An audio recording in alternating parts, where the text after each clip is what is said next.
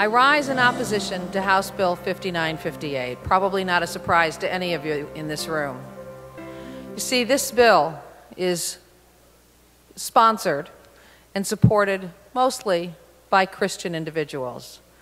The rest of the country is not necessarily Christian. The free exercise of religion is one of the most central and basic principles in both our federal and state constitutions. Our doctrine of separation of church and state assures that each individual is endowed with the ability to practice their faith without undue governmental infringement. But this bill moves us in a new and uncharted direction.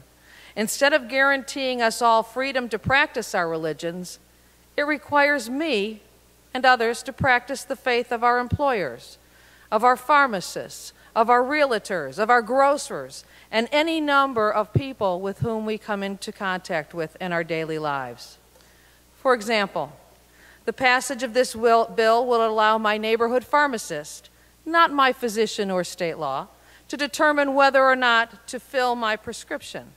If my pharmacist has a religious, deeply held belief against using birth control, he or she can refuse to fill my order. I should not be forced to follow the religion of my pharmacist. This bill provides religious cover for bigotry, bullying, and discrimination.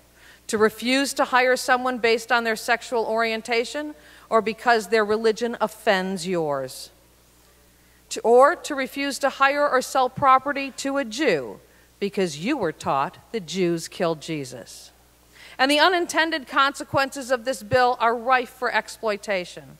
Should this bill pass, don't be surprised when a citizen refuses to pay interest on a loan or interest on a late tax payment.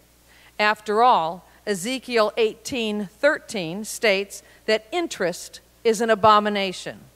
And the Koran strictly prohibits and forbids the giving or receiving of interest. Those are deeply held religious beliefs, Mr. Speaker. What will Treasury and the Michigan Bankers Association do?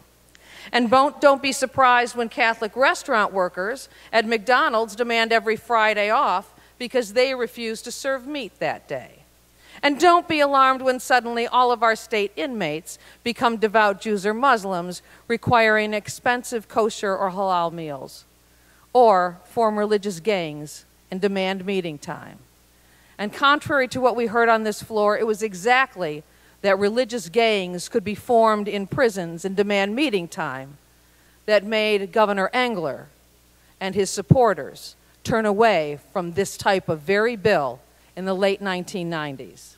And also, don't be shocked when Reformed Jews and their doctors continue to provide abortions when you ban them, because our deeply held religious beliefs define human life as beginning when a fetus is half outside a womb, and that protecting the life of the mother not only includes her physical state, but her mental condition as well.